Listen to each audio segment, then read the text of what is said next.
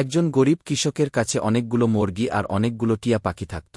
তারা সবসময় আন্ডা দিত আর কৃষক তাদের যত্নে রাখত। কৃষকের জীবন খুবই সাধারণ হলেও এই পাখিরা তার জন্য আনন্দের উৎস ছিল। প্রতিদিন সকালবেলা মুরগির কোকিল ধ্বনি আর তোতাদের চঞ্চল চিৎকার শুনে কৃষক খুব খুশি হতো। কিছুদিন আগে পর্যন্ত তোতারা নিয়মিত আন্ডা দিচ্ছিল, কিন্তু একদিন হঠাৎ তারা আন্ডা দিতে বন্ধ করে দিল। কৃষক খুব রাগ পেল। সে টিয়া পাখিদের ডেকে চেঁচাতে লাগল এবং তাদের দাড়ি মারতে শুরু করল।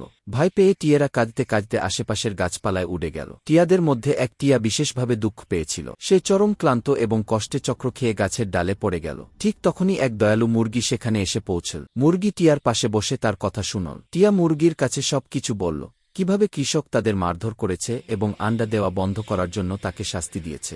মুরগি শান্তভাবে টিয়ার কথা শুনল এবং বলল, ভাই, দয়া ও যত্ন সবসময় কাজ করে। আমি তোমাকে সাহায্য করব। কি মুরগি টিয়াকে একটি বিশেষ ওষুধ দিল যা আন্ডা উৎপাদন বাড়ায়। টিয়া ধীরে ধীরে সুস্থ হয়ে উঠল। কিছুদিনের মধ্যেই টিয়া আবার আন্ডা দেওয়া শুরু করল, আগের চেয়ে আরও বেশি। আনন্দের অশ্রু ফেলে টিয়া খুশিতে কাঁদতে লাগল। কৃষকও বুঝতে পারল যে রাগ ও হিংসা দিয়ে কিছু পাওয়া যায় না। মুরগির দয়ালু কাজ সবকিছুকে আবার ঠিক করে দিল। এরপর থেকে কৃষক তার পাখিদের প্রতি আরও যত্নশীল হল। টিয়ারা খুশি থাকল, মুরগি সন্তুষ্ট হল, আর কৃষক শান্তি পেল। সব পাখি মিলেমিশে খামারে আনন্দের পরিবেশ তৈরি করল।